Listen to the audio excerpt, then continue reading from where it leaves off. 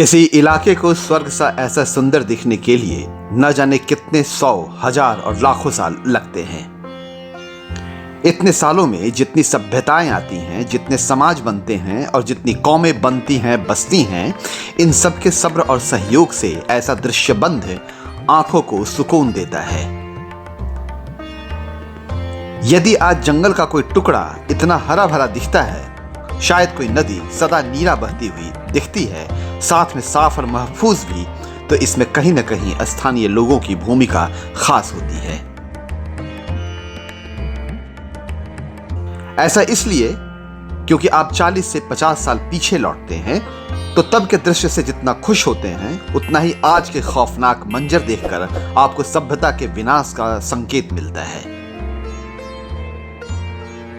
बिहार में गंगा के हालात पर नजर डालिए। यह तब की तस्वीर है जब राजधानी पटना को दुलड़ाती हुई लबालब और लहरों की गति के साथ गंगा नदी बंगाल चली जाती थी। देखिए कितनी जीवंतता कभी थी इस नदी में। इंसान क्या, परिंदों की जिंदगी भी गुलजार थी। और अब आज का नजारा देखिए। नदी नहीं है लेकिन रिवर फ्रंट की चोचलेबाजी है। ऊपर से तुर्रा है कि हम राष्ट्रवादी भगवान राम की अनुयायी गंगा बचा रहे हैं। बताइए, क्या गंगा ऐसे ही बचाई जाती है? हालात को देखिए, इसमें नदी है कहां? यह दृश्य कोई पुराना नहीं है, पिछले साल 2020 के फरवरी महीने की बात है।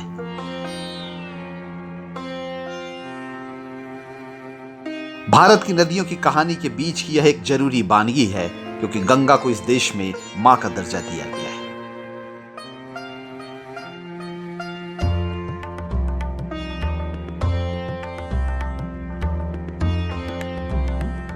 और अब आगे बढ़िए। पृथ्वी की चिंता करता समाज ऊपर से कितना संवेदनशील है और अंदर से कितना खोखला है, यह देखकर समझिए। अंतर्राष्ट्रीय पृथ्वी दिवस में धरती बचाने के नाम की दुहाइयों का बाजार गर्म है। मंत्री, संतरी, कारिंदे, नुमाइंदे, सबको पृथ्वी बचाने की दोगली चिंताएं सता रही हैं। जंगल बचाने के नाम पर बहुत कुछ हो रहा है, लेकिन गूगल मैप में जंगलों का दायरा हर रोज सिमट रहा है। देश के हर कोने के जंगल मार्च बाद क्यों सुलगने लगते हैं? इस सवाल का जवाब न सत्ता के पास है, न किसी समाज के पास। देश के सबसे बड़े जमींदार जंगलात विभाग से पूछे कौन कि खास समय में चिंगारी का लपटों में बदलना महज इत्तेफाक है या सोची समझी साजिश?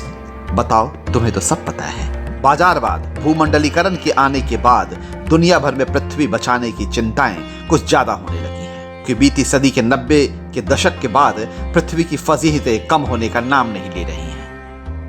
10 साल के अंतराल में स्टॉकहोम और केन्या के पृथ्वी सम्मेलन के बाद 27 साल की अवधि में 6 अर्थ समिट आयोजित किए जा चुके हैं। तरह तरह के विचार मंथन, धमकियां, प्रतिज्ञाएं, ऐतिहाद की हिदायतें परोसने और बिखेरे जाने के बावजूद कुछ थमा नहीं है। कहीं धरती की कोख में आग लगी है तो सदियों से बहती चली आ रही नदियां प्राणों की भीख मांगती दिख रही हैं। न गंगा की लहरों में दम है और न सोन का गुमान रह गया।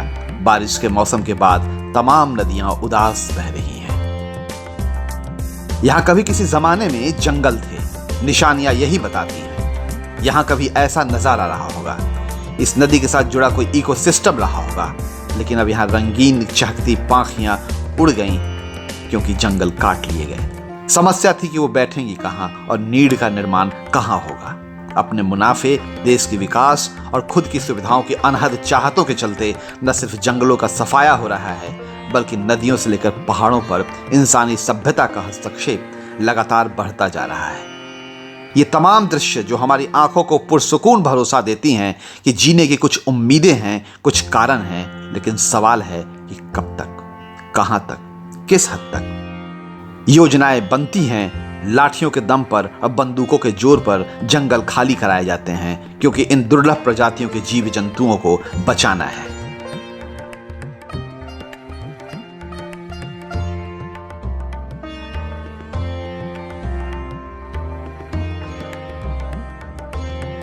क्योंकि माइंस की बात आती है तो सरकार की प्राथमिकता में जंगलों में आदिवासियों की बस्तियां नहीं, कॉरपोरेट की कॉलोनियां आबाद करने का जुनून सवार हो जाता है। आखिरकार 2, 4, 6 साल बाद उपग्रह के नक्शे से हरियाली का आवरण सिमट जाता है।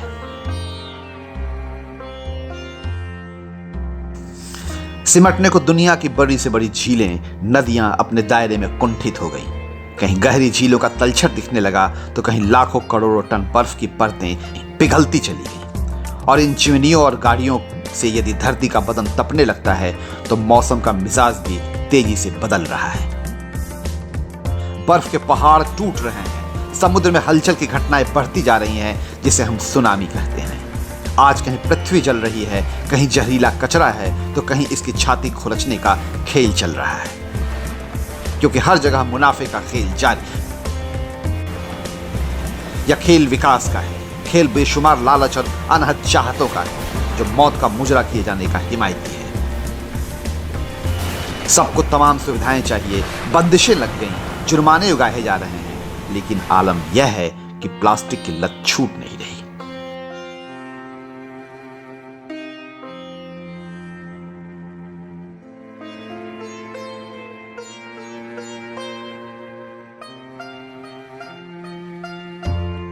जब नदियों में शहरों से निकला कचरा डालकर विकास की सीढ़ियां चढ़ने की अपनी जिद है, तो सच में नीले जामुनी रंग वाले आकाश को अब बदरंग करने की साजिशों का दौर है।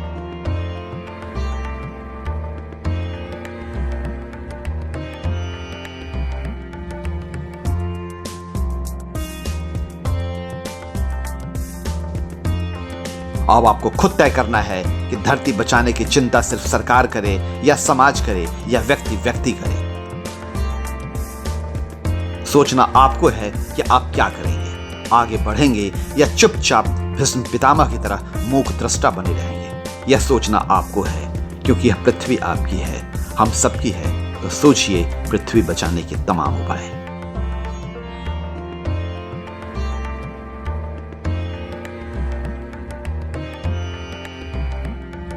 अमरेंद्र किशोर, डेवलपमेंट फाइल्स, नई दिल्ली।